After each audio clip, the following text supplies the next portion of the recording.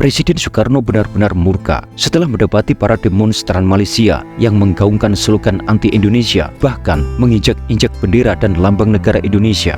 Ketika Sumaji memandang ke atas, dirinya melihat jasad Sunarti diikat tali dan digantung di helikopter. Wajah Sugiri penuh dengan darah yang mengalir dari sisi kepala bagian kiri. Rupanya, Sugiri terserempet peluru sehingga menyebabkan sebelah matanya buta. Halo sahabat, apa kabar semua? Semoga kalian semua sehat dan selalu diberikan rezeki yang melimpah oleh Tuhan Yang Maha Esa. Terima kasih untuk para sahabat pena kecil yang sudah subscribe dan like cerita pena. Assalamualaikum warahmatullahi wabarakatuh. Kali ini pena kecil akan menceritakan betapa hebatnya perjuangan para pahlawan dalam operasi Dwi Kora yang lebih kita kenal dengan sebutan Ganyang Malaysia. Cerita dimulai.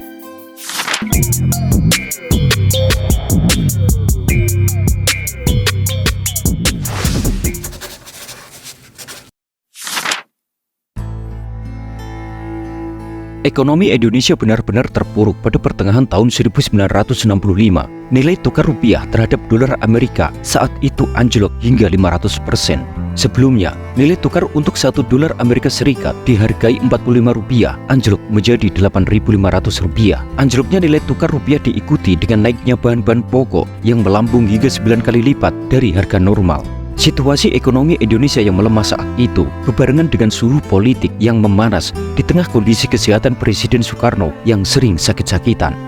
Melemahnya ekonomi saat itu disebabkan karena keadaan geopolitik Indonesia yang semakin carut-marut baik di dalam negeri maupun hubungannya dengan negara-negara tetangga. Indonesia menghadapi konfrontasi dengan Malaysia. Konfrontasi Indonesia-Malaysia adalah peristiwa perang persengketaan wilayah dan penolakan Indonesia atas penggabungan wilayah Sabah, Sarawak, Singapura, dan Brunei ke dalam negara Federasi Malaysia. Pada pertengahan abad ke-18, seluruh tanah Malaya sudah dikuasai oleh Inggris, sampai akhirnya kerajaan Inggris memberikan kemerdekaan Malaysia pada tanggal 8 Februari tahun 1956. 5 tahun kemudian, pada tahun 1961, muncul rencana pembentukan negara Federasi Malaysia. Ide pembentukan Federasi Malaysia berasal dari seorang direktur British North Brunei Company bernama Lord Brassey yang menyampaikan gagasannya kepada pemerintah kerajaan Inggris untuk mempersatukan tanah jajahannya di Asia Tenggara yang meliputi wilayah Brunei Utara, Sarawak, Singapura, Brunei, dan Malaya menjadi satu wilayah. Menurut Presiden Soekarno, kerajaan Inggris ketakutan tidak mampu mempertahankan wilayah jajahannya dalam jangka waktu yang panjang. Pandangan Soekarno, pembentukan negara Federasi Malaysia hanya akan menjadi boneka Inggris yang dapat mengancam kemerdekaan Indonesia. Bahkan, ini merupakan satu pelanggaran dan bukti adanya neokolonialisme Inggris. Tidak hanya Indonesia, Filipina juga menolak pembentukan negara tersebut. Pada tanggal 17 September tahun 1963, terjadi demonstrasi anti-Indonesia di Kuala Lumpur yang disebabkan keputusan Presiden Soekarno melancarkan konfrontasi terhadap Malaysia. Hal ini juga diikuti Menteri Luar Negeri Indonesia, Subandrio, yang memutuskan mengambil sikap permusuhan terhadap Malaysia pada tanggal 20 Januari 1963. Presiden Soekarno benar-benar murka setelah mendapati para demonstran Malaysia yang menggaungkan slogan anti-Indonesia, bahkan menginjak-injak bendera dan lambang negara Indonesia.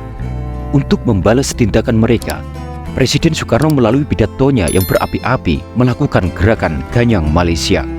Pada tahun 1964, Indonesia mulai menyerang wilayah di Semenanjung Malaya. Kemudian, pada bulan Mei tahun 1964, dibentuk komando siaga yang bertugas untuk mengkoordinasi kegiatan perang terhadap Malaysia atau Operasi Dwi Kora. Bahkan, permasalahan ini sampai membuat Indonesia keluar dari Perserikatan Bangsa-Bangsa karena Soekarno merasa kecewa dengan cara PBB menyelesaikan konflik dengan Malaysia. Mulai tanggal 17 Agustus tahun 1964, pasukan terjun payung mendarat di pantai barat daya Johor dan membentuk pasukan gerilya. Kemudian di bulan September dan Oktober, pasukan terjun payung mendarat di kawasan Lapis dan Pontian Johor. Kemudian berhasil membunuh pasukan resimen Askar Melayu di Raja Malaysia dan beberapa tentara Selandia Baru. Justru sebagian besar pihak yang terlibat konflik senjata dengan pasukan Indonesia adalah tentara Inggris, Australia, dan tentara Selandia Baru. Hingga pada pertengahan tanggal 1 Juli tahun 1965, Indonesia resmi mengirim 5.000 pasukannya untuk menyerang pangkalan Angkatan Laut Malaysia di Sempurna. Pelda Sumaji bersama Sugimin dan Pratu Sunarti adalah di antara pasukan tempur yang saat itu turut ditugaskan dalam operasi Ganyang Malaysia Dwi Kora di Pelaman Mapu, Sarawak. Pratu Sunarti berhasil menembak salah satu tentara Inggris, tetapi dirinya sempat terpisah dengan Sumaji dan Sugimin. Tidak lama kemudian, Sumaji mendengar rintihan seseorang dengan menyebut nama Yesus. Sumaji merasa girang, dirinya menduga bahwa rintihan itu adalah suara tentara Inggris yang tertembak. Sugimin yang saat itu tiarap mengamati musuh pun disinggol oleh Sumaji. Dengan perasaan gembira, Sumaji mengabarkan kepada Sugimin bahwa dirinya mendengar rintihan seseorang menyebut nama Yesus. Sumaji mengatakan kepada Sugimin bahwa ada tentara Inggris yang mau mati karena merintih kesakitan. Ya, Sugimin pun mulai fokus coba mendengarkan suara yang sama.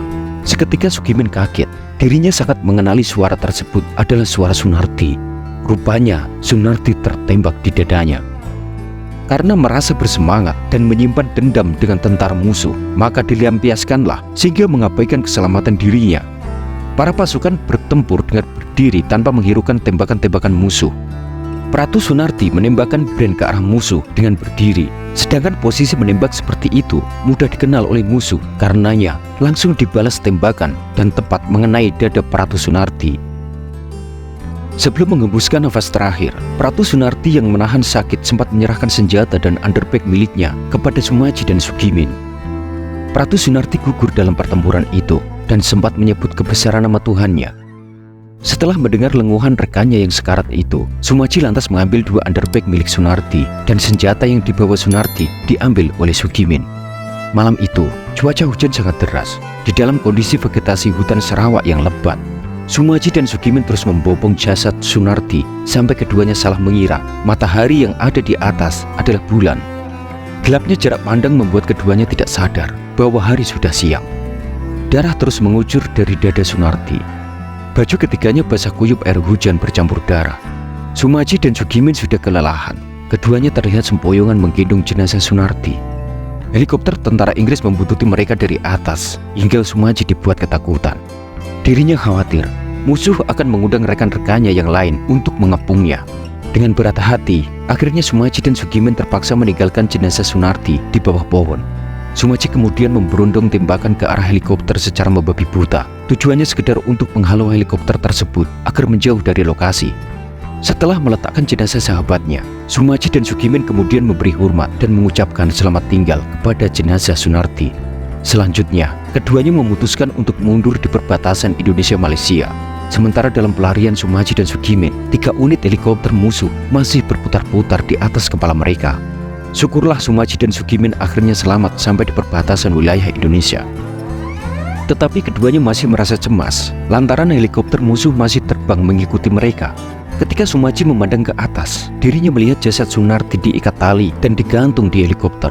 Tentu saja hal ini membuat Sumaji dan Sugimin marah. Kemudian, sekali lagi Sumaji menembakkan senjata ke arah helikopter sehingga membuat helikopter musuh menjauh. Sementara itu di lokasi lain, Sugiri yang terpisah dengan rekan-rekannya mencoba menyelamatkan diri dari kejaran musuh. Wajah Sugiri penuh dengan darah yang mengalir dari sisi kepala bagian kiri. Rupanya, Sugiri terserempet peluru sehingga menyebabkan sebelah matanya buta. Untuk menghindari kejaran para tentara musuh, dirinya sembunyi di bawah rimbunan pohon bambu. Untungnya Pratu Sugiri mampu bertahan hingga datang kombi penutup dan cadangan yang melakukan pembersihan sehingga dirinya dapat diselamatkan oleh tim pembersih. Begitupun dengan Pratu Kazin. Meskipun Pratu Kazin mengalami luka tembak di dada, tetapi dirinya berhasil selamat. Tetapi naas bagi Pratu Tosari. Pratu Tosari adalah penembak roket launcher. Dirinya hilang dan tidak ditemukan saat pasukan bergerak mundur. Sumaji menduga Pratu Tosari hilang terseret arus saat menyeberangi sungai karena dirinya membawa senjata berat. Tetapi dalam dokumen lain dari Museum Pustaka Korps Baret Merah menyebutkan Tosari yang sebelumnya dilaporkan hilang ternyata gugur. Pada tanggal 28 Mei tahun 1966, Kerajaan Malaysia dan Indonesia mengumumkan penyelesaian konflik dan normalisasi hubungan antara kedua negara melalui konferensi di Bangkok, meski diwarnai dengan keberatan Presiden Soekarno. Begitulah hebatnya perjuangan dan pengorbanan para pahlawan mempertahankan kemerdekaan dan harga diri bangsa Indonesia. Terima kasih untuk jasa para pahlawan Indonesia, dan terima kasih untuk para sahabat Pena Kecil yang sudah menonton dan mendukung Pena Kecil dengan menekan tombol like, subscribe, dan share cerita Pena. Wassalamualaikum warahmatullahi wabarakatuh.